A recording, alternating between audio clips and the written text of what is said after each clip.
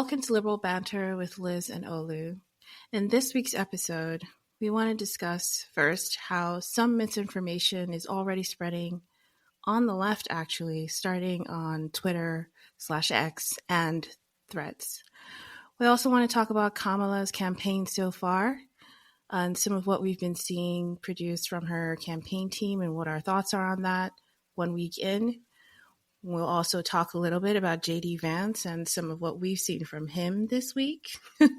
And finally, we have some unsolicited advice for, let's say, people who enjoy eating boneless wings in Ohio.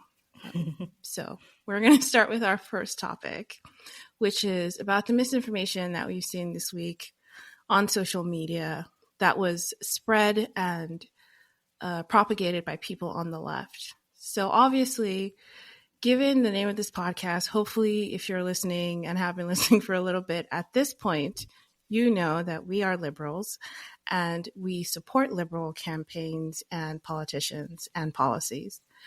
What we have seen this week, though, especially what I have seen on Threads and Twitter, has been just the spread of some news that I thought should be clear that it's not real, but still was propagated by some relatively popular accounts on social media. First, some of the things I saw this week, I saw a story that said Beyonce had endorsed Kamala Harris.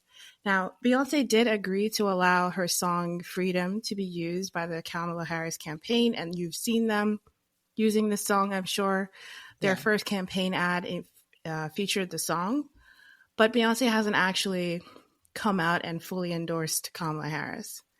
Right. But that's the story that was floating around based on an AI manipulated image allegedly showing a card that had been delivered to Kamala Harris from Beyonce endorsing her for president. Also, later in the week, around midweek, a Fox News commentator got in trouble for saying, quote, colored sorority in reference to something that Kamala Harris was doing, a speech that she was giving to a Black sorority during the week. It turned out he had actually said college, as in university, as in college sorority. But the story that it's Kilmeade on Fox had said that he had said colored sorority. That story grew a lot of legs and was threaded, retweeted, shared all over social media. And then one of the other things we saw was a story this week saying, people on social media saying that Usha Vance, who is a VP candidate on the Republican side's wife, JD Vance's wife, had called Kamala Harris a DEI hire. That is not something that she did. It was a fake account that made that claim. But people still ran with that. For at least 24 hours, people were saying Usha Vance called Kamala Harris a DEI hire. And it's just been 1 week of the new Harris campaign. So we wanted to talk about it because personally, I find it fascinating that this is happening, but we wanted to bring it to your attention as our listeners and also discuss what our thoughts are on this kind of misinformation that seems initially kind of harmless, but is actually potentially a sign that this election, you're really going to have to keep your eye out for what you read online, what you believe, what you see. Absolutely.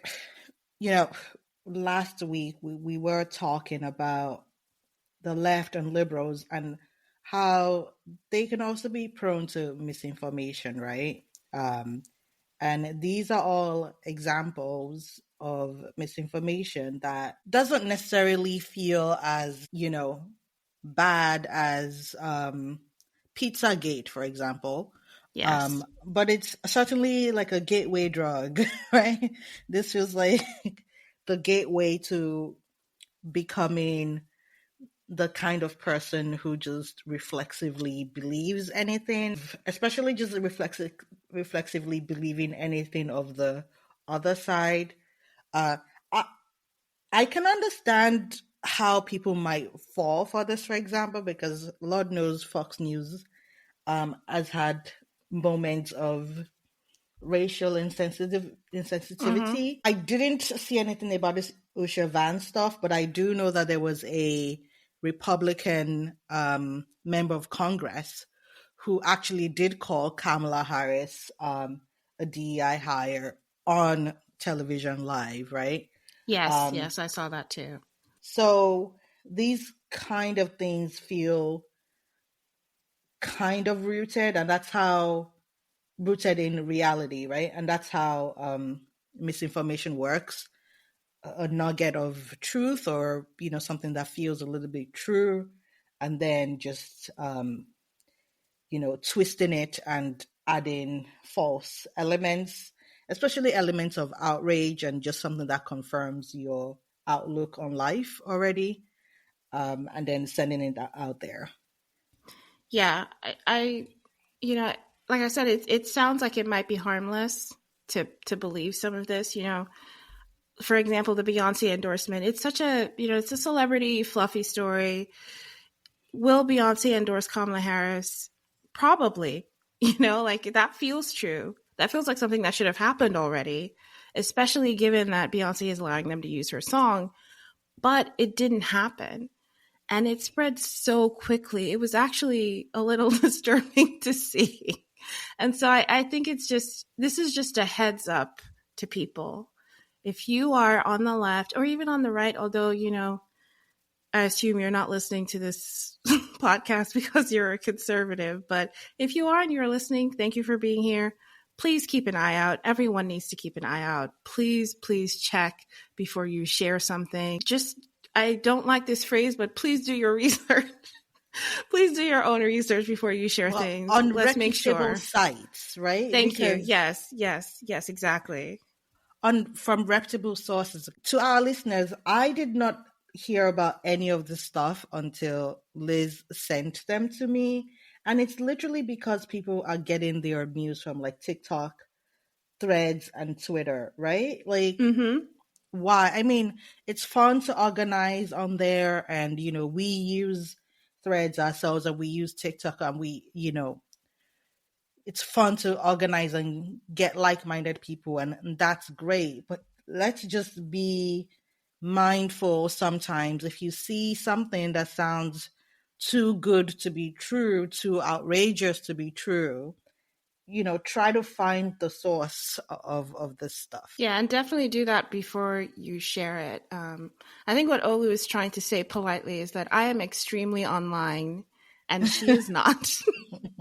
And so I see a lot of things that end up in the group chat, and she is like, wow, that's usually her response. So if you are like me, please check before you share. That should be your guiding mantra during this election. Check before you share. Check before you get annoyed. Check before you get outraged. Just be careful, because it's going to get crazy. We still have 100 days. It's going to get ridiculous. In my defense, that's not what I think. I just think some people are more savvy than others. Okay. Like, clearly you are more savvy. Thank you. You're able to Thank you. look into this. And very nice of you to say that. Thank you so much. Just one more thing I want to say. Like, I have been seeing a lot of stuff about when Taylor and Beyonce are going to endorse, like, well, initially I think it was Joe Biden, and now it's like Kamala Harris.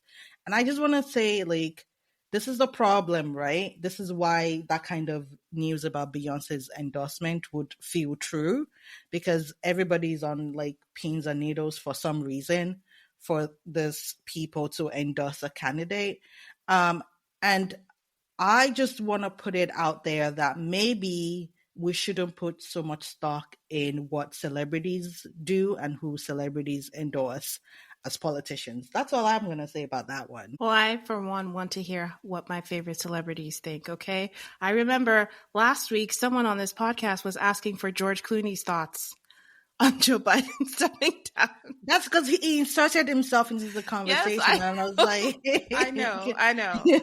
I'm just saying, sometimes we do want to hear from our favorite actors and singers. So I'm okay with that. It helps me know at least which movies and songs to boycott, if nothing else. So please, celebrities, feel free to endorse. That's my personal opinion. Thank you.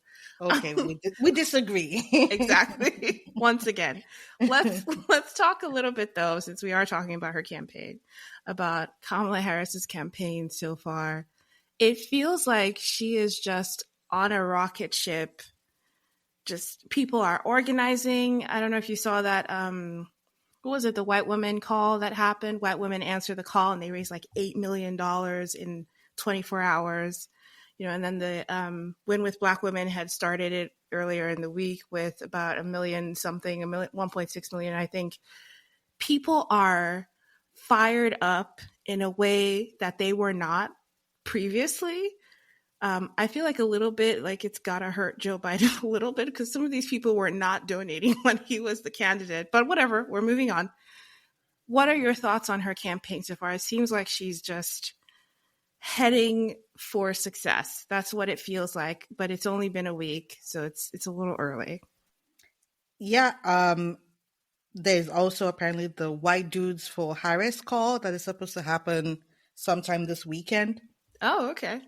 Cool. And I'm sure that all, groups and different types of people are going to, get on that. Some of the women who organized the Black Women Win were, Asian women as well. So seems like all hands on deck for Kamala Harris. I do worry though, like, for example, like with white women, we really do need outreach to like non-college educated white women. So I worry that that group is not being captured. For Black women uniformly vote Democratic, right?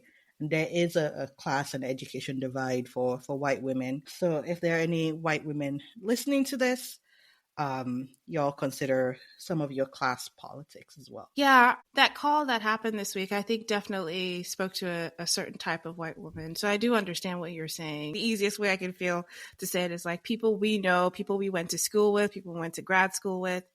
That's who was on that call. People who are like of a certain celebrity status, let's say, like Pink was on the call.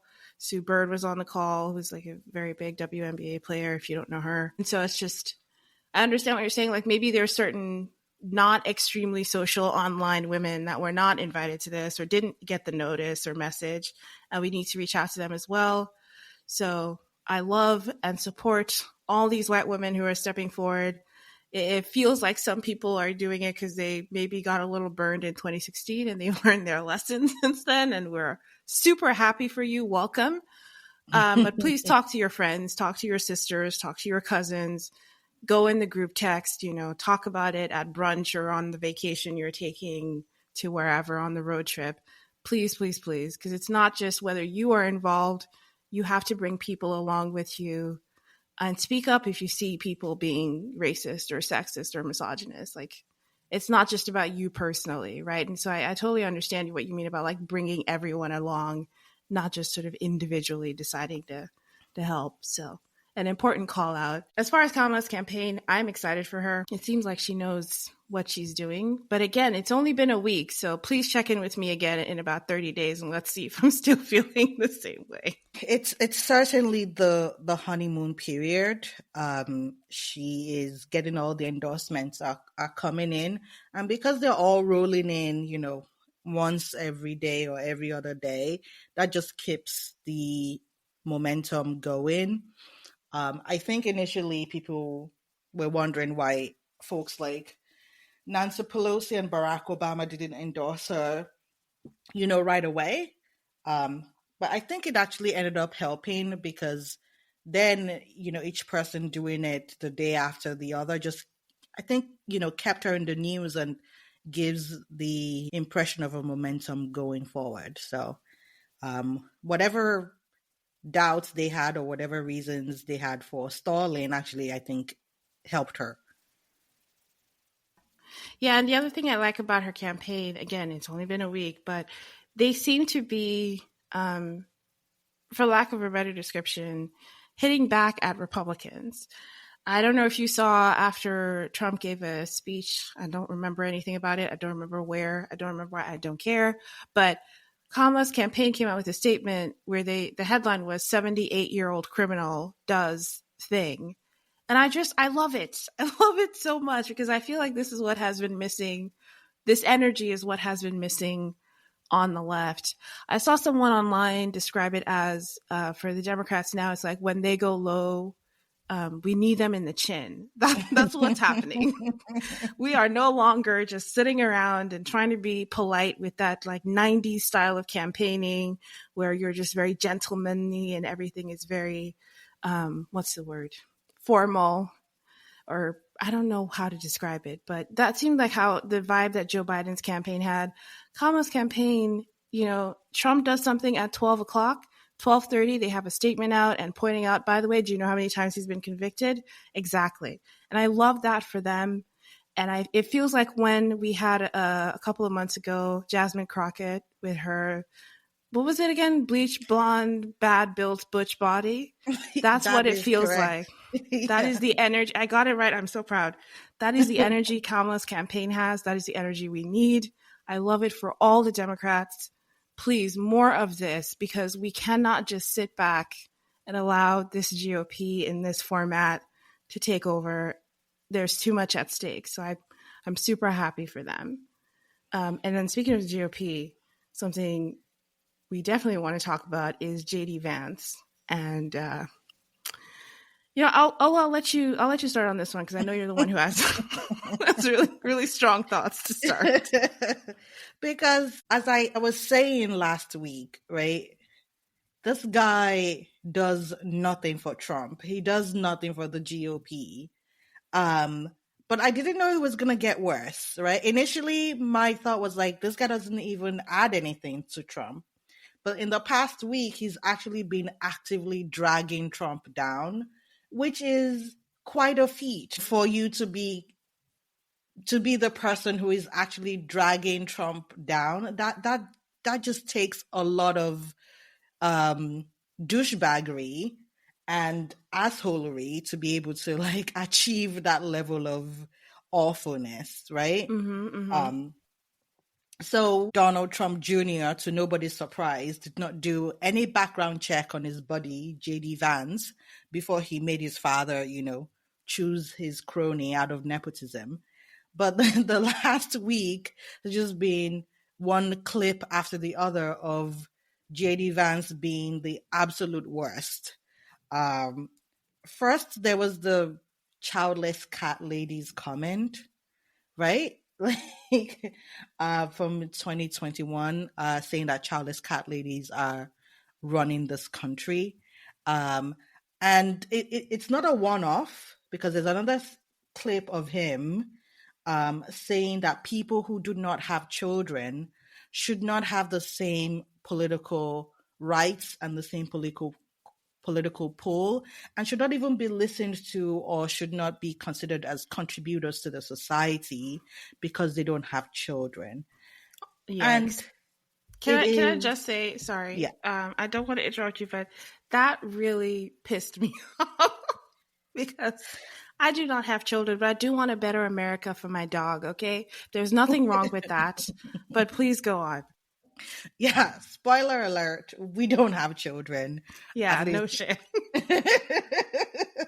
So I guess we do fit the stereotype, whatever, but we don't have cats. So, screw you, JD Vance. Exactly. Dogs rule. Exactly. But like, this is the thing, right? This is like the incelification of the GOP.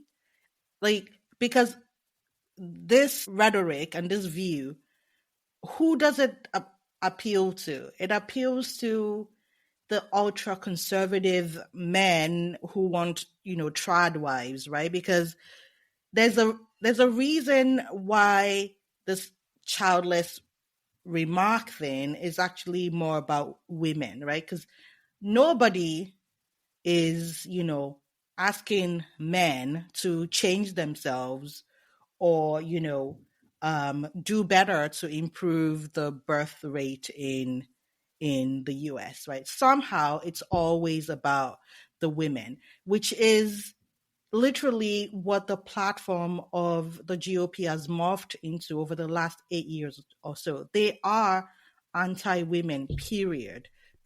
They want to block your independence. They want to block your access to a career. They want to block your political power. They don't want you to have a voice. They just want you to have children. They only care about how many babies you pop out of your uterus. And If you're not doing that, then you are less than human and you do not deserve a political space. Yeah, I don't know who JD Vance is for. Trump pretty much has that demographic on lock. I don't know who they're trying to convince with this pick. I mean, it was, you know what? I know people have had this idea online that like Biden planned this whole thing. I'm sure. Let's play that game for a little bit. And it's like the Republicans had their convention. Monday, they make this pick because to them, the person they're going up against is Joe Biden, which is going to be, you know, quote, an easy win, end quote. And so they go with this luxury pick, let's say, the like, we have all the time, all the money, all the winning to do, and we're going to pick the most unnecessary VP we can.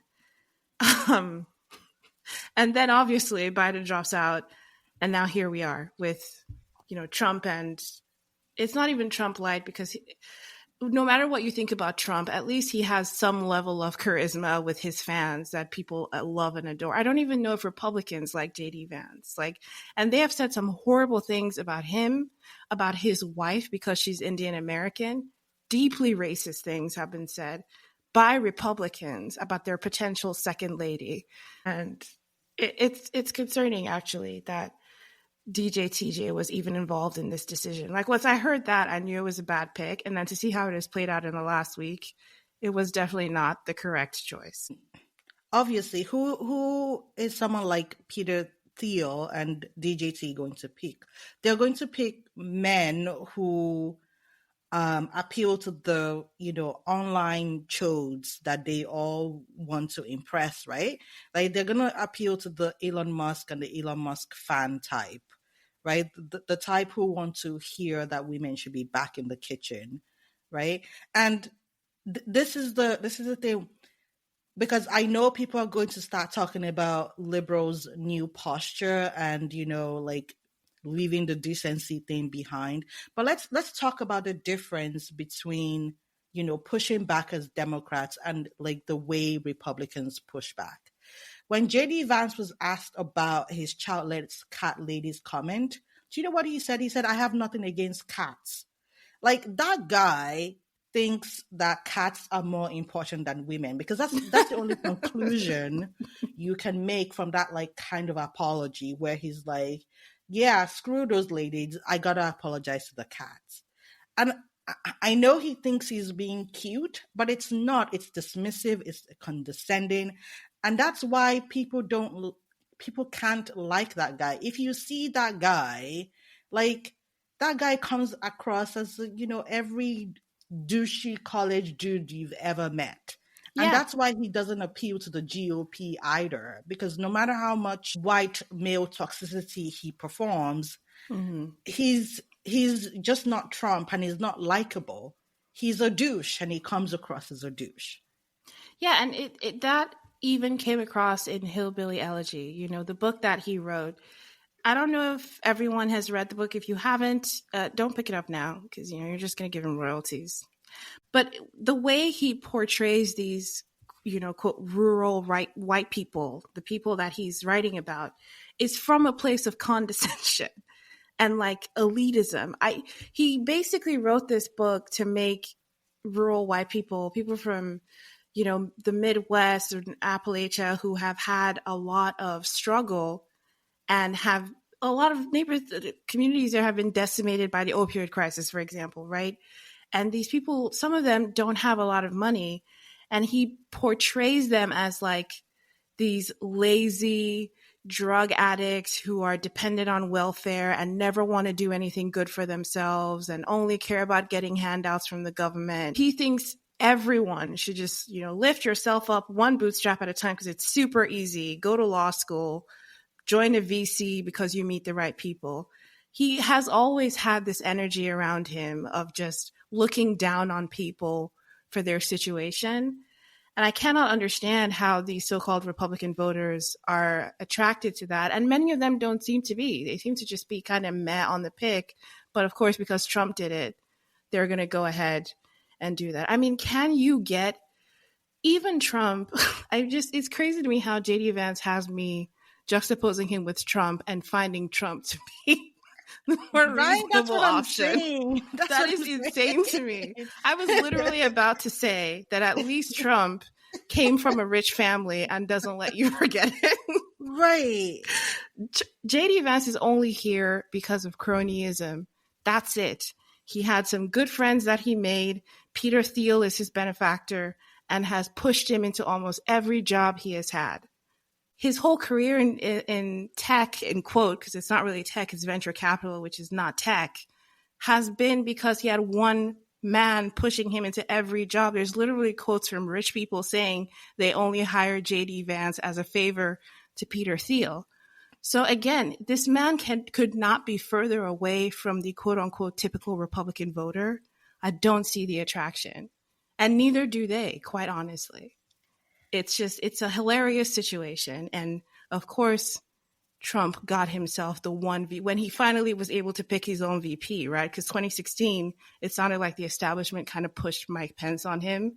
But now that he finally was able to make his choice, the very stable genius made this pick. Congratulations. So spot on, right? Like, I'm going to use an old-timey word for JD Vance, right? Back in the day, he would have been called a phony. He's a phony. He's a user. He and is. You can just sense that, right?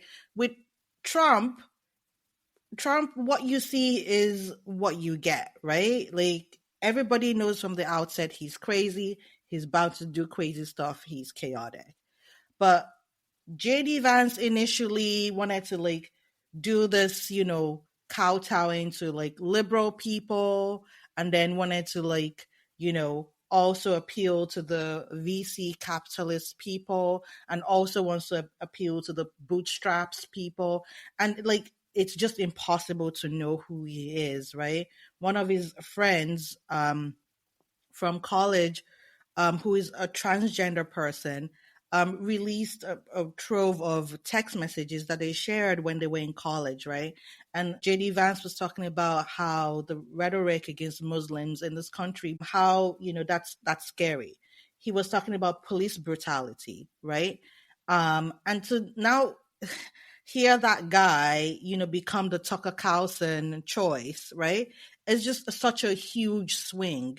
And it doesn't matter how much media training you get. I feel like voters can sense that. Voters can sense when someone is a fake, when someone is a phony, and he's just not going to be able to connect with them at all. He said Trump was the American Hitler.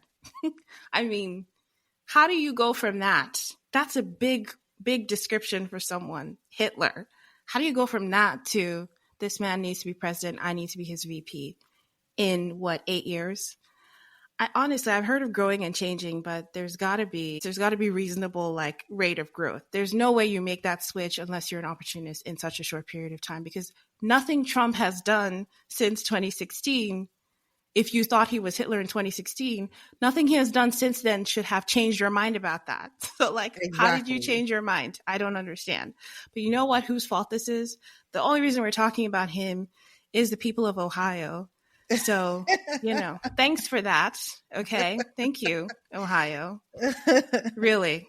Just brilliant work there. I'm sorry. I shouldn't say that. It's not everyone in the state that voted for him. Sorry. But also, please do better, Ohio. Please.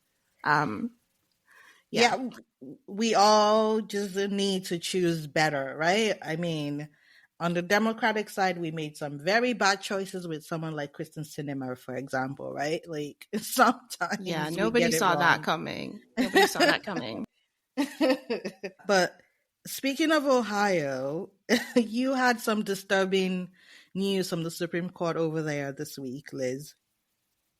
Yes. I know I just shaded Ohio, but please, when I see news like this, I don't know what else I'm supposed to think. So some people may have seen this news, but I'll give you some background anyway, just in case you're not familiar. And again, you're not extremely online like I am. A restaurant in Ohio was being sued by an Ohio resident named Michael Berkheimer because he ordered boneless chicken wings from this restaurant in Ohio. Now, for the maybe non-American person who doesn't know what a boneless chicken wing is, just search for boneless chicken wings, Google a chicken tender. It's basically either a piece of chicken breast or ground up chicken that's deep fried in batter. It should not have any bone in it, as the name implies. It is a boneless chicken wing. But this man went to this restaurant, made this order of boneless wings, and unfortunately, there was a bone in the boneless wings. He was injured. He actually got an infection, had to go to the hospital. And so he did what I think many people would do in that situation. He sued the restaurant for having a bone in their boneless chicken wings. Sounds straightforward enough. But this week, after multiple other courts, lower courts, had declined to put any punishment on the restaurant, this case made its way to the Ohio Supreme Court. And the Ohio Supreme Court said on Thursday that even if something is labeled as boneless, that is just a, quote, cooking style, and it is not a guarantee that there will not be any bone in the boneless chicken wing. And I saw this and thought to myself, if you are an Ohio resident eating boneless chicken wings, just be careful. That's why it's unsolicited advice. You didn't ask for this, but I'm telling you anyway, please be careful if you order boneless wings in the state of Ohio. Thank you. But this is what we're talking about, right? I mean, it would surprise no one that this is a Republican majority Supreme Court in Ohio. That I feel like that goes without saying, but please listen. Like Olu said, yes, it was 4-3 for Republican justices saying, as a business, you don't have to actually guarantee that there will be no bones in a boneless chicken wing. Because the major premise of Republicans these days is they genuinely believe that businesses supersede human beings. This is how they approach things, right? Otherwise, this doesn't make any sense. If something is literally called boneless, not, bone suggested, like, I don't understand what is going on right now. Anybody Bone with suggested chicken. like, I don't understand. Boneless chicken wings, like, these are things like chicken nuggets, chicken fingers. These are things that people expect to be able to chew down on and swallow, sometimes whole, without encountering a bone. I've never had to think about a bone being in something called a boneless chicken wing. And it is insane to me that the Supreme Court will like rule in favor of a business over this guy. Yeah. This guy had to go through 2 surgeries and got an infection in his throat from what happened. This was not something that was minor. He almost died. And the Supreme Court is just like, meh, you should have expected bone in a boneless wing. That's insane. The argument, the justice that was writing for the majority, the decision, the justices who said you can have bone and boneless wings, said that if you are a diner reading boneless wings on a menu, you shouldn't believe that the restaurant is actually guaranteeing the absence of bones in that item. Just like you shouldn't believe that a boneless chicken wing is actually chicken wing, or chicken fingers are actually chicken fingers. So to them, just because you're able to read chicken fingers and understand that that is not an actual finger of a chicken, you should also read boneless wings and not assume these are actually wings without bones. Which is just, again, why do words matter at this point? Why are they called boneless if there's going to be bone in them?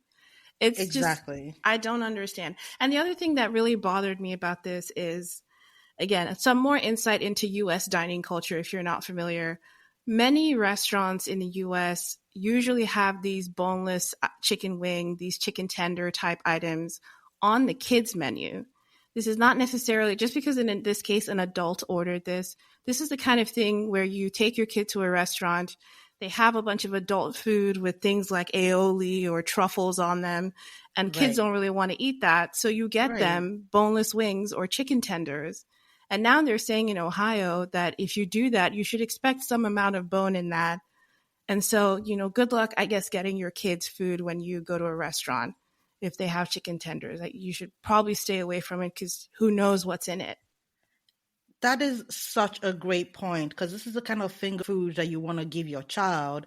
And children are definitely, if an adult is not being, looking for bone in their boneless wings, children are definitely not going to do that. But this is the problem, right? Those people do not look at people as human beings. There's Republican Supreme Court justices, there's Republican justices that people are voting in or appointing across the country. They do not care. They come from the Federalist Society thinking where everything is about deregulating businesses, not hampering businesses. And that's their primary philosophy. And that's why they would always make decisions like this. I want to read a quote from the Democratic justice on this, because he was so shady, and I think that's the only silver lining that we can like find in Yes. this. When you don't have power, I guess you can just like lean on the shade. He says, in my view, the majority opinion makes a factual determination to ensure that a jury does not have a chance to apply something the majority opinion lacks: common sense. This guy is literally telling his Republican mates on the seat, like, y'all are stupid. Y'all don't have common sense. They're lacking common sense. Like, even a jury of, regular people without your fancy degrees would have made a better decision than freaking idiots, is literally what he is saying here. And, I think there was a time when maybe people thought Ohio could be purple. Can we go back to that? No. People of Ohio? No, that ship has sailed, girl. I think we're good. There was a time they voted for Obama, because what's going on there? I don't know, but Ohio, they gave us JD Vance and bone-in, boneless chicken wings. So thank you again. Thanks for your contribution, guys. If you feel like abortion doesn't affect you in Ohio, if you feel like, restricted abortion rights don't affect you in Ohio, I feel like I can confidently say that this boneless wing decision affects like 90% of people in Ohio. Yes. So vote for logic and common sense. Please. I can't. All the way down the ballots, please. Just stop voting for Republicans. They care more about bones and wings than they care about your esophagus and your throat. Well, technically, they care more about the corporation that makes the boneless wings and the restaurant that cooks the boneless wings. They care more about saving them time and money so they don't have to remove all the bones. They care more about that than your esophagus. So if that's the party you want, the party that's going to protect bone-in, boneless chicken wings, then okay. I mean, I guess we'll see how that goes. All right. Well, I guess we will end there for now. Thank you for joining us this week. We have been Olu and Liz. You may find us wherever you listen to your podcasts: Spotify, Apple, Amazon. You may also reach us at Liber Banter on Threads, Instagram, and TikTok. We will be back next week. And for now, we say goodbye.